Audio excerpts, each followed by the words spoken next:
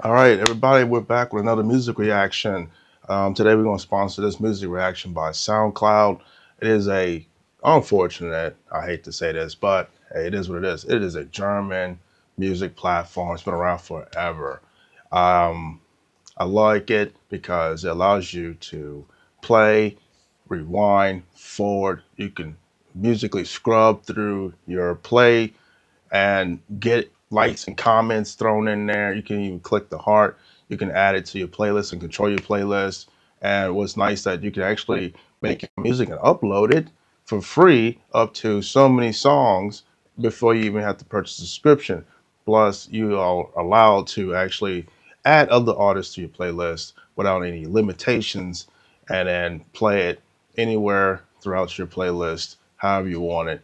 Not so much like that on Spotify. Like that's why I don't really care for Spotify, but everybody wants me to go on Spotify. Whatever. So what we're going to do is we're going to do a music reaction to my great friend Helene Naveen. I hope I pronounced that right. She is from Denmark. She dropped a single, brand new single Friday. It's available on Spotify, YouTube, Apple Music, even SoundCloud. That's why I'm doing this on SoundCloud. So we are going to get right into this. Um, I promise I'll react to all of her music. She is a solo artist.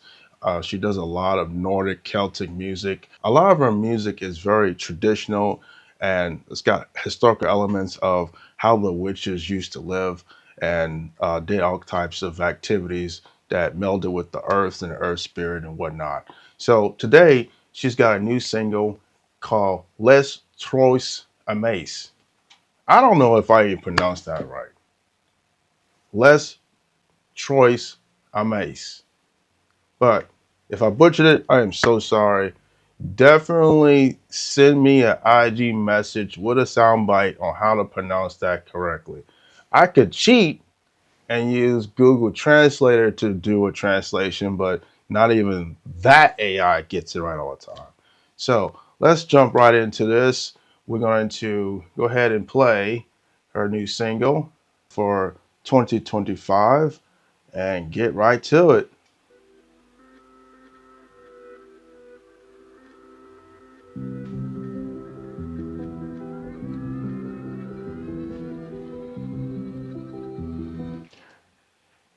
I can't help but to look and stare at this. This reminds me of an innocent lady who is embracing their childhood when we all used to hold plushes of whatever type whenever we felt alone, scared, and just needed a friend. And at that time back then, it was such an innocent thing to do as kids. And when we had pictures taken with that, it kind of brought some type of humbleness to us, because sometimes we didn't have friends because bullying was a big, big thing back then. It was always in your face, or sometimes if you were different, you didn't have anybody to hug or whatever, so you hug your little plush. But it just brought back that little memory. I mean, trust me, I did it. I'm not gonna be afraid to say it. I did it. But it's like reminiscent. But you know what? With that being said, let's actually read the description here because it actually tells you a little bit about the essence of the song. With French lyrics woven into a music box like piano, Les Trust Armes tells a dreaming story about three mystical figures, a mermaid, a witch, and a fairy, blending mythology with human emotions. VOELVE mix of folk and neoclassic elements creates a cinematic soundscape. So it is a dreamy type of scenario, as you can see. But let's just go ahead and play this song and get right into it. Didn't mean to interrupt. J'ai une amie, elle n'est pas jeune, elle n'est pas vieille, elle a des yeux tout bleus, This, you know what? This reminds me of the movie by Robin Williams, and I believe it was called "When Dreams May Come." I think it was called "When Dreams May Come." Let me look it up. Hold on. Let me look it up.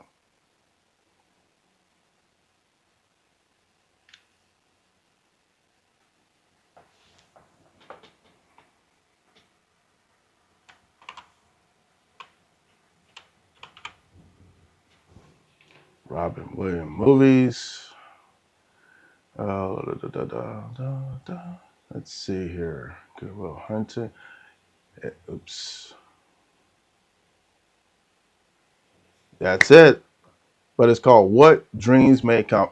That was a amazing movie. It actually brought you into his, well, no, not his, but more or less his wife's fairy tale dream world in her mind, in the perspective of her mind. And I don't remember much, but it was very, very fairy tale like. I think they had all types of fairy creatures in there, mermaids. I think they did have fairies, but one key thing was important, that the music score was really nice. It was really nice. It didn't get a great review. I don't even know why, but see, sometimes when you have movies that tied to fantasy, especially back then, people could not relate at all, and they always had a hidden message in a lot of the fantasy movies and fairy tale movies. This one, when I watched it again, because the first time I think I was somewhere else, not at home watching it, and I wanted to watch it again. And of course, whenever I saw titles called Dreams, I was always inspired to see what type of fantasy movie that will pull you into dream world, because fantasy movies were primarily from some type of dream state. That's why it was called a fantasy. When you fantasize something, you dream about it or you daydream about it. But the moral was basically he was trying to comfort his wife who had cancer, and the musical score was very similar to this. And just listening to the beginning aspects of the song, it kind of brings you back. Like, you're looking for comfort among your friends or your loved ones when there is a time of need and a time of sadness. And I just feel like this song touches the heart when you actually listen to the rhythm and the vocals to it. Et je qui cherche toujours la mer.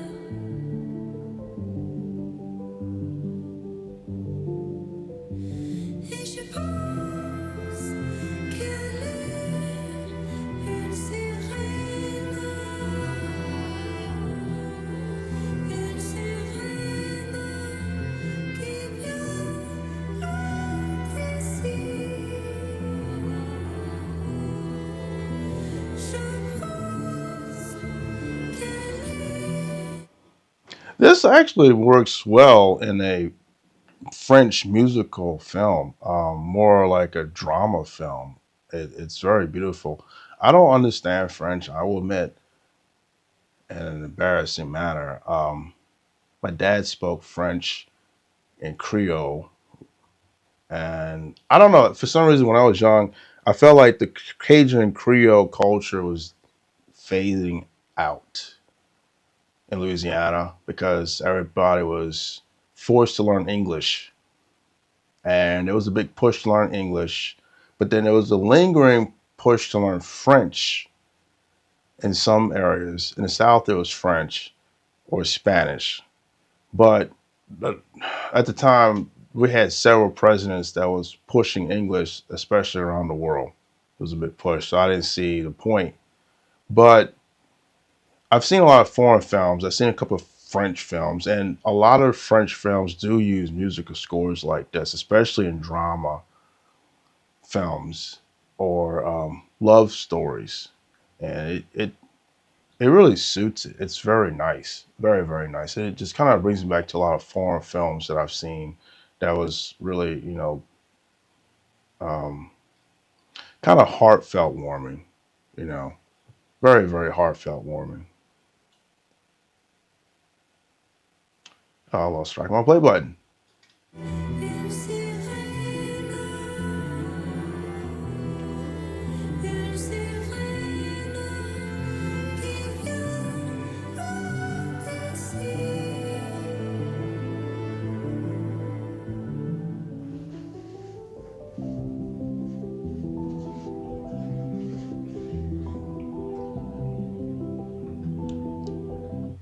That classic piano is nice. You don't hear that too often.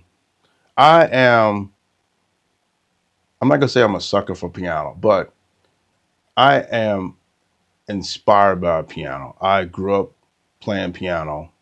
I grew up listening to piano music, and I've been around a lot of people who play the piano, and I've always been attracted to the sound of piano. When it converted to keyboard, the sound was still kind of there, but they started turning piano music into electronic music, and it still carries a unique sound. So like for instance, you hear a lot of like punk 80s movies or some of the cyber um, I would say cyberpunk movies. They're more like cyber tech movies or some of the tech movies. They always had electronic piano in it. It was just it's a very unique song that carried for centuries and centuries and decades. It stemmed from like classic piano, but it's piano. I think compared to guitar, piano seems to strike a different tone that resonates better than guitar. I guess because it can be harsh and it can be soft. With guitar, and I played very little guitar, I just couldn't deal with the pain that you get in your fingers playing it. So I gave up with that. But with guitar, you can do hard or soft. But when you do soft guitar, you end up losing the tone because you have to strike the strings soft and light to get a soft guitar sound. Versus with piano, you can strike the key soft or you can do it slow and it still be soft. You can strike them hard to get a hard, strong tone, but you can do it slow to get a soft tone, or you can do it soft to get a soft tone. So I mean, piano's one of those unique instruments that gives you a unique range and tones, along with the fact it's got plenty of keys. So yeah, classic piano is nice. I don't like all classic, but as long as it resonates with like good vocals, good orchestra music, it does resonate really nice.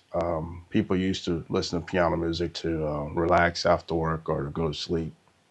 So yeah, it's something you don't hear very much of, especially in the hip hop community. They had a few hip hop artists that played piano in their music when R&B was going strong. J'ai une amie, et avant elle était transparente. Elle a la main blanche, un lapin qui s'appelle Bunny.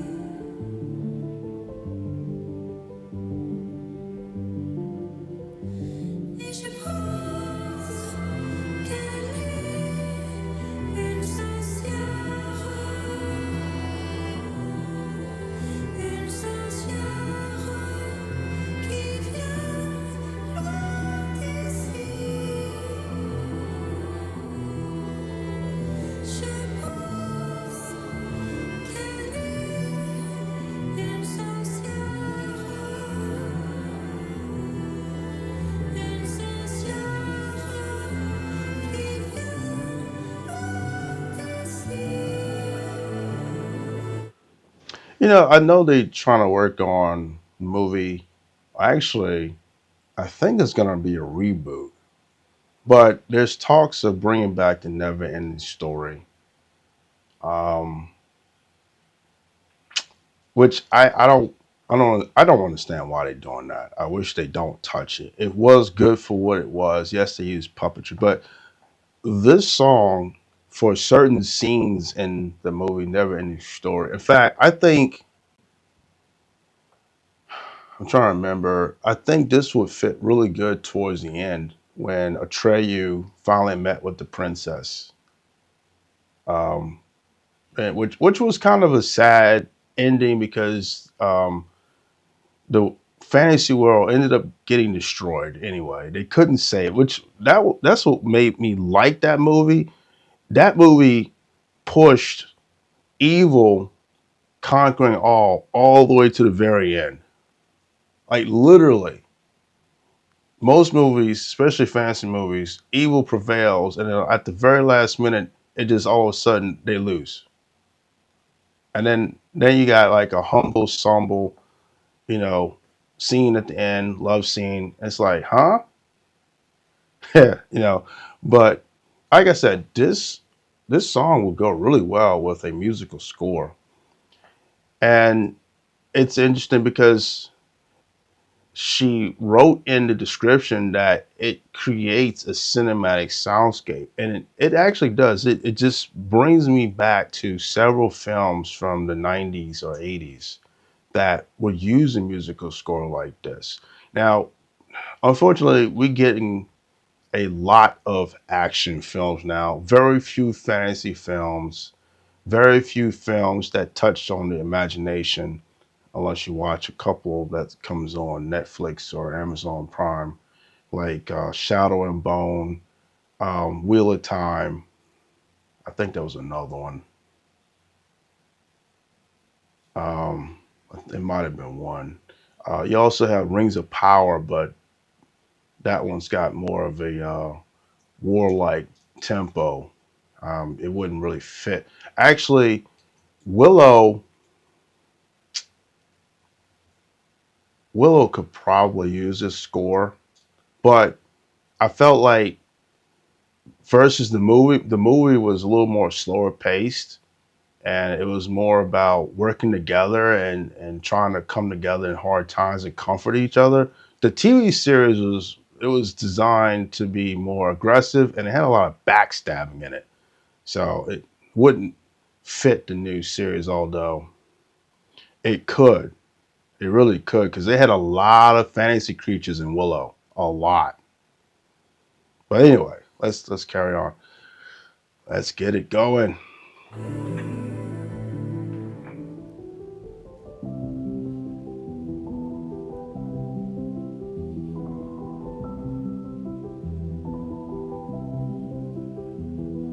J'ai une amie, elle danse toujours, elle danse tout seul, elle danse en pleurant.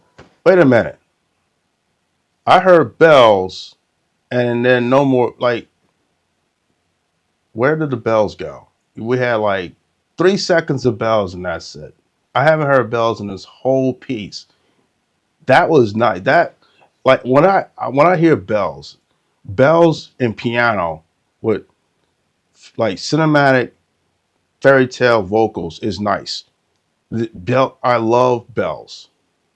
I know this artist. I can't think of the name. They did an album called Tubular Bells. That album was amazing. Those Tubular Bells still resonate with me to this very day. I think they dropped the album back in the late '90s.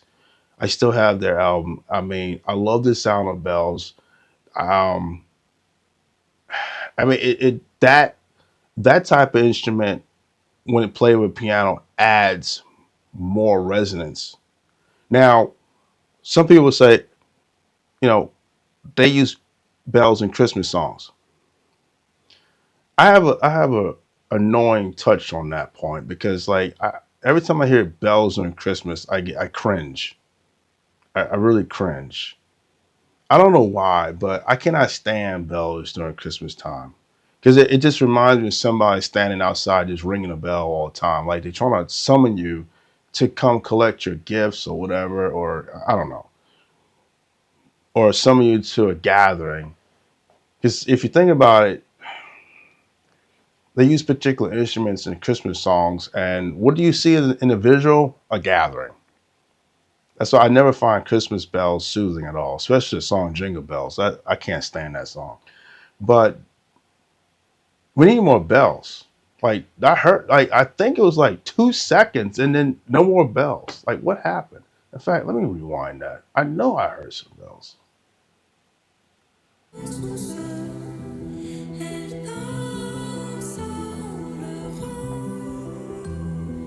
Yes, right there, right there. It was like 4 minutes and 3 seconds to 4 minutes and 6 seconds. We need more bells. If you're gonna have bells, definitely more bells. I mean, I don't know. Do a remix. Add more bells.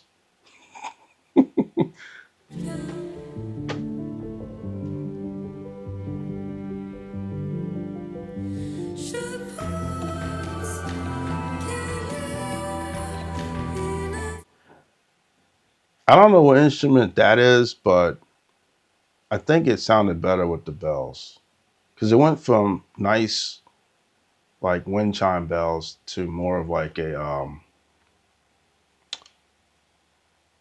like a wooden bell of some sort. I don't know. That part right there caught me off guard. But yeah, let's keep going.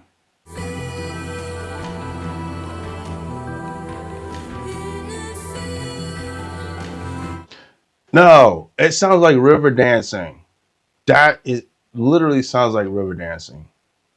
I love river dancing. It sounds like the tapping of clogs with a hint of bells in the background. I feel like the song is increasing in beat. It's like coming to an end. But if you look at it in the story aspect, I would say all three characters finally met and they're now dancing in joy. And I think this is the end at one point where they're now dancing for joy, and that is the change in tempo. That's probably what it is. Yeah, that's probably what it is with that new instrument added in there and the clog like dancing sound. I still miss the bell part. Like I wish they had more bells. I don't know why that's irritating me right now. Need more bells. I don't know. I love bells. I love flute music when it comes to indigenous, Native American, Celtic, Japanese. Um, so I know. I think Chinese play flute, but when the music is used with specific instruments, people don't take seriously. You find that they actually harmonize well together, very well.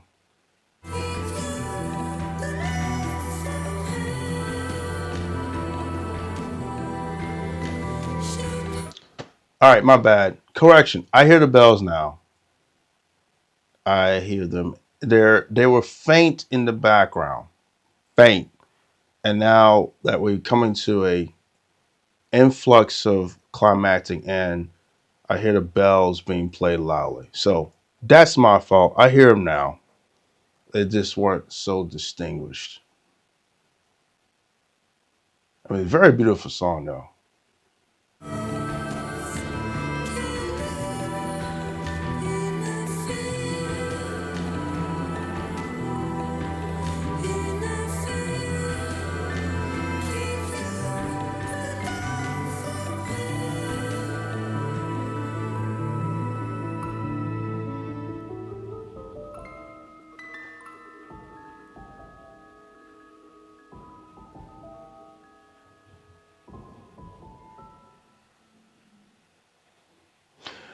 You know what?